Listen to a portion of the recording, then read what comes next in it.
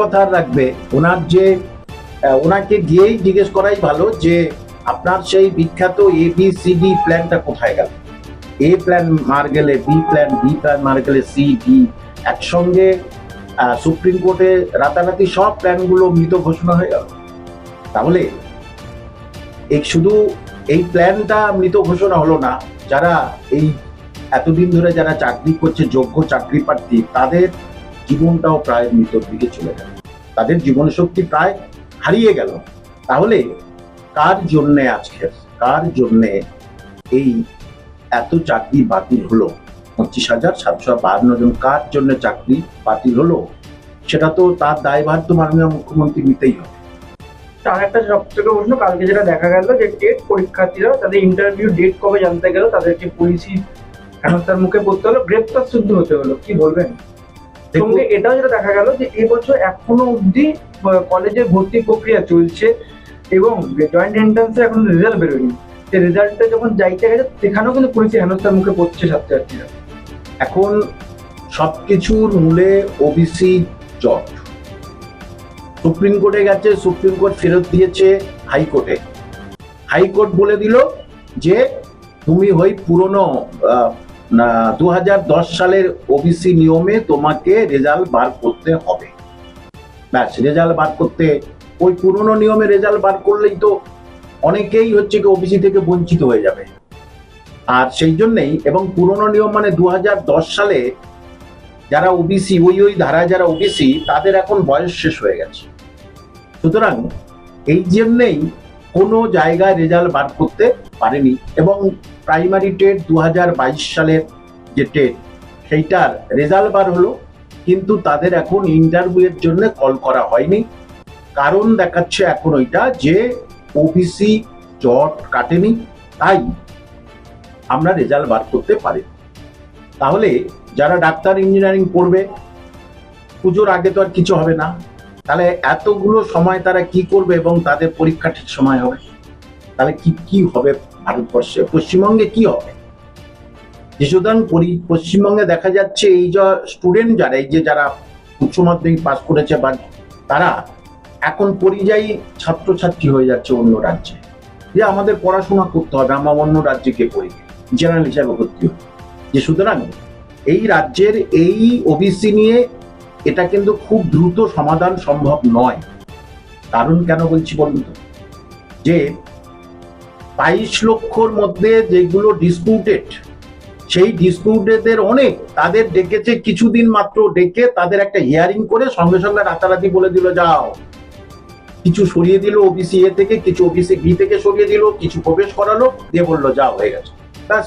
Court সেখানে হস্তক্ষেপ করেনি। যে সুতরাং রাজ্যের শিক্ষার ক্ষেত্রে এই ওবিসিটা কেন বলছি, এটা 100 পয়েন্ট রোস্টার, এই অনুযায়ী কিন্তু রেজাল্ট বার হবে, এই অনুযায়ী কিন্তু যে কোনো রাজ্যে নিয়োগ হয়, ঠিক আছে? এটা বলা 100 পয়েন্ট রোস্টার। এর যদি ওবিসি এ বি যদি বাদ যায়, তাহলে কিন্তু কোনো নিয়োগ কমপ্লিট হবে না, কোনো রেজাল্ট বার হতে পারে। আপনি যখন পরিযায়ী কথা বললেন, যেটা দেখা গেল মুখ্যমন্ত্রী বলছেন যে সমস্ত পরিযায়ী শ্রমিকরা বাইরে আছেন তারা এই শহরে বা পশ্চিমবঙ্গে ফিরে 5,000 টাকা করে দেবে। এই রাজ্যে দাঁড়িয়ে 5,000 টাকায় কি হবে? এটা হচ্ছে কি ভোটের জন্য হচ্ছে, আর কিছু। হ্যাঁ, এবারে কে পরিযায়ী শ্রমিক, তার কোনো আইডেন্টিটি কার্ড আছে যে কে পরিযায়ী শ্রমিক, তার মানে এই সময় তৃণমূলের একটা শ্রেণীর বেশ পয়সা ইনকাম করার একটা ধান্দা শুরু হয়ে যাবে। কি বলে বলেন তো, হ্যাঁ তোকে পরিযায়ী শ্রমিক করে দিচ্ছে, তোর বাড়ির 4 জনকে করে দিচ্ছি, তাহলে 5,000 টাকা তো, 3,000 তোদের আর 2,000। খুব সহজ পদ্ধতি কিন্তু, মানে এটাও ভোটের একটা নতুন ব্যবসা হয়ে দাঁড়ালো একেবারে। মানে অনেক দিন ধরে তো ওই যে আপনার চুরি চামারি তো প্রায় বন্ধ হয়ে গেছে, কারণ 100 দিনের কাজ বন্ধ, এদিকে ওই বাড়ি তৈরি সেগুলো তো বন্ধ, তাহলে টাকাগুলো আসবে কোথা থেকে? হাত কামড়াচ্ছে তারা। তাহলে একটা এটা করে দিলাম, যাও এটা হয়ে গেল। আর ভোটের আগে দ্বিতীয় পয়েন্ট একটা মারাত্মক, বেশি তো গেছে পরিযায়ী শ্রমিক মুসলমান, ঠিক আছে? এই যে তাদের এই ভোটের আগে তাদেরকে কাজে লাগানো, যে তোরাই বোমা মারবি, তোরাই বন্দুক মারবি, তোরা ছাড়া তো কেউ পারবে না, কারণ এই কটা দিনে যা কিছু খুন খারাপই হলো সব মুসলমান, আর মুসলমানের খুন খারাপই হলো। তা বললে যে তোরাই বন্দুক করবি, তোরাই করবি, এই ভোটের আগে পর্যন্ত নিয়ে আসে। এই জন্য কি বলেছে, যতক্ষণ না তোমরা তোমরা পরিযায়ী, যতক্ষণ না তোমরা কোনো কাজ কাম না পাও ততক্ষণ আমি 5,000 টাকা করে দেবো। আরেকটা পয়েন্ট, এই 5,000 টাকায় একজন যে কাঠের মিস্ত্রি আসে তাকে সম্মান রেখেই বলছি সে 700 থেকে 800 টাকা নেয়, নিজেই যাইছি। আর সব রাজমিস্ত্রি মিস্ত্রি তো এরকম আছে। তাহলে তাদের এই 5,000 টাকায় তাদের সংসার আছে, 4টে কি 5টা কি 6টা পেট চলে তাদের। তাহলে সেইটা প্রতিদিনের খাবারটা তারা জুটবে কি করে? আমি জামা কাপড়ের কথা ছেড়ে দিলাম। আর যারা পরিযায়ী শ্রমিক হয়েছে তাদের আত্মীয় স্বজন এসে আমাকে ব্যক্তিগতভাবে বলেছে আসবে না, এই রাজ্যে ফিরবে না। কারণ রাজ্যে পরিযায়ী শ্রমিক, রাজ্যে কাজ নেই বলে তো আমার বাবারা বাইরে চলে গেছে, বাবার মতো অনেকে কাকারা বাইরে চলে গেছে। আর যদি এখানে ফিরে আসে তাহলে তাদেরকে এই মারপিটে অংশগ্রহণ করাবে। তারাই বলছে যে আমার বাবা এখানে 15-20 হাজার 30,000 টাকা আয় করে, এখানে এই 5,000 টাকার জন্য কেউ আসবে নাকি?